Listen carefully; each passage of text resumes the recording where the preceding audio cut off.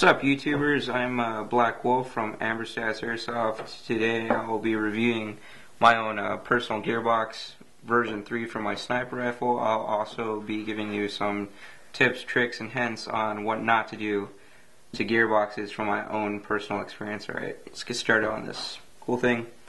Whenever you get your gearbox, plain gearbox and stuff, you'll want to put in your wire set, and you'll want to put in your, basically these are 8mm bushings.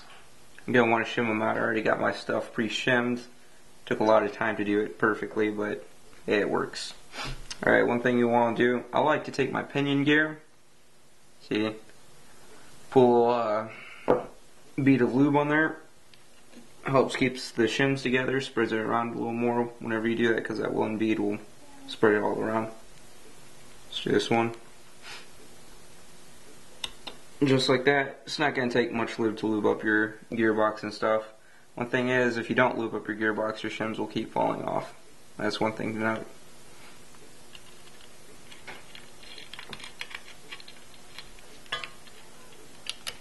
Yeah, a little troublesome there. Alright, cool. We gotta put in our switch for when you fire. If you will notice, you have two little nodes right there. You'll have your positive and your negative. This is your fire switch right here. Just connects it to it, completes the circuit. That's really all that is. Nothing complicated, as you can see.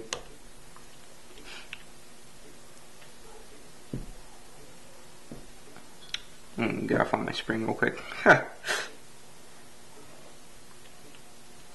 You'll have a little spring right here that you'll have to hook on for your switch. It'll also help a lot if you do have a pair of tweezers of some sort, like these normal medical tweezers. Help get into small spaces.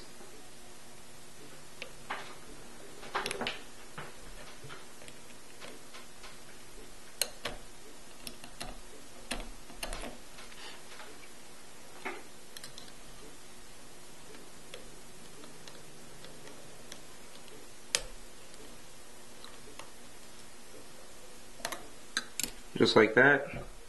Another thing I want to talk about for my personal gearbox that I have right here, I do have a bore-up kit on it. One thing you will get with bore-up kits is a padded piston head, which are really nice. Another thing you will need is a full metal JBU aluminum piston. That's the one I have right here. Cool thing is about these that if the teeth break on these, you could always buy a new one of these. They're about $5 at Airsoft GI. It's pretty common stuff right there. Another thing to note about these is whenever someone is putting one of these together, if you really don't know anything, the metal does look cool, but one thing to note, that if you do have a metal piston head with a metal cylinder head equals broken gearbox, because metal on metal really does not work. One thing you will want is a padded cylinder head with a padded piston head. Helps reduce the wear and tear on your gearbox. Really nice like that. And whenever you're putting in your padded piston head, you will want some kind of magnetic screwdriver to put it in. It makes it a lot easier. Let's do this on camera right here so you all can see how easy it is with a magnetic screwdriver. You just take this, hold it straight up like this. This is what I like to do. As you can see, the screw comes out right there. Tighten on it. One thing you will want to know is you don't want to make these too difficultly tight, just hand tight. That's all you need, because you do have ball bearings in here. What the ball bearings do is it allows free motion whenever your spring compresses. Whenever it compresses, it's going to want to spin, and that helps reduce the wear and tear on the inside of your piston whenever you're letting it spin freely like that. What I did to help reduce wear and tear on the whole gearbox itself was I got a version 3 spring guide with ball bearings. That helps a lot. That's what I do. Like, another thing you will do is on these, whenever they're dry, this is also what helps cycle rounds into your chamber and fire them. Whenever it's dry, you will notice that your cycle rate for rounds do go down, so you'll just want to put a little lubrication on there. Stick in there, work that lubrication in. Stick that on just like this, and part of this is a little tricky because if you do know, you have a notch right here, and it will actually feed into right here on your trigger system. The spring hole with a little post right there will attach, and one thing to note is you will have to roll these in.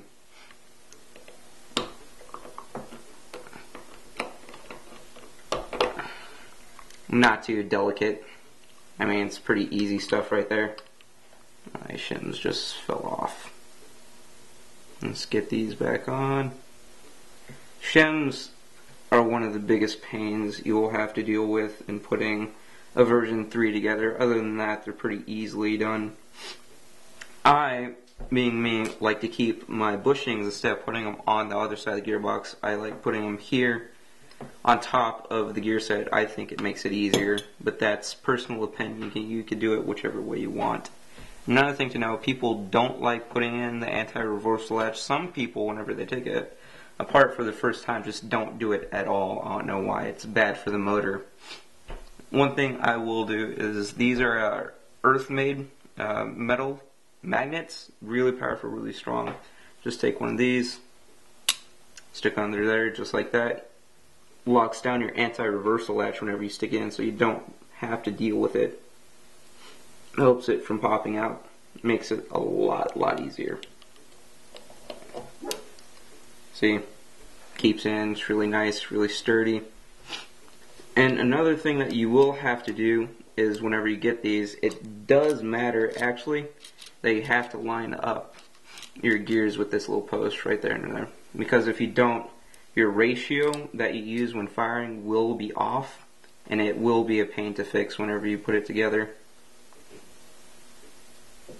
Sorry, it just popped out right there. Let's get that put back in. There you go, because whenever you do this, help straighten out your ratio. One thing you will have to do, take a little lube, put it on the edge of the piston head, helps keep it nice and smooth whenever you're firing. Rub it in a little.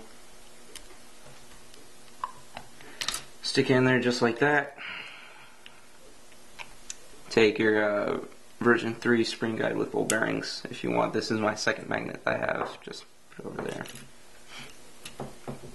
Now, one thing that people do not like, this is why I have the second magnet. One thing people do not like is putting in the trigger system. If you can see, I made a little hook, bending it in just a tad to help hook into the gearbox hole right there that uses to hold the spring on.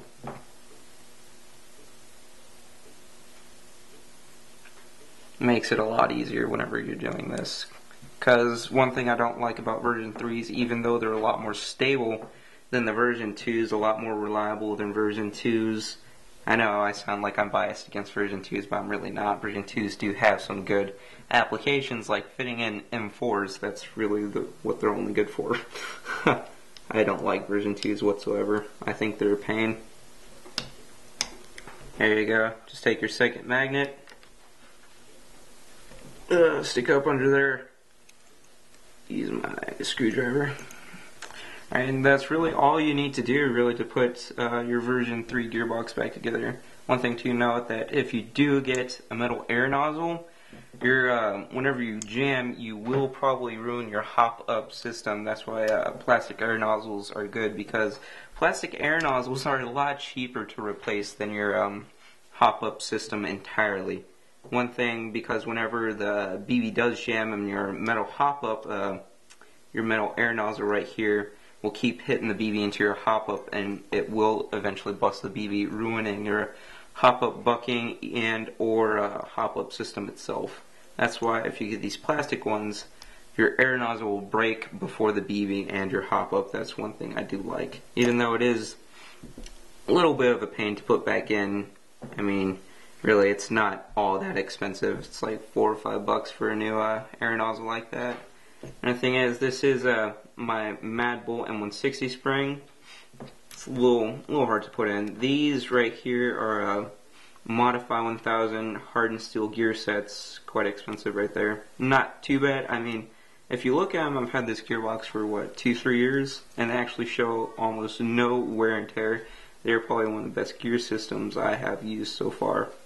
One thing to note, I have gone with this high power gun, I have gone through 2 or 3 of these JVU full metal pistons. I mean, they're alright and stuff, but they're not the best. You could get better. I'm a little low on cash right now, so that's all I really had to work with. And this, so far, I think is one of the best version 3 spring guides with ball bearings. It is another Modify part. I do like Modify a lot. And this also is a Systema Type 0 bore-up kit with double O-ring cylinder head.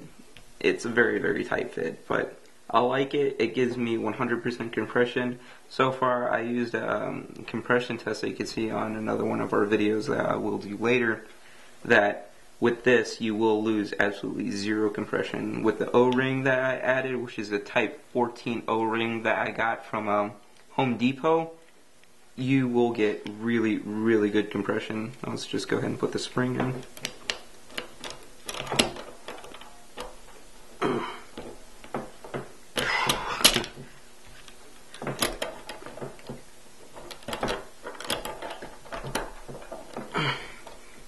M160 springs are a pain, as you can tell.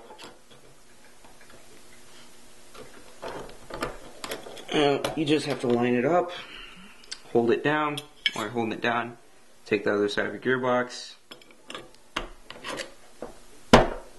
and well, boom, it's finished. Now all that's left to do is line up the trigger system and line up the gears, and you are done.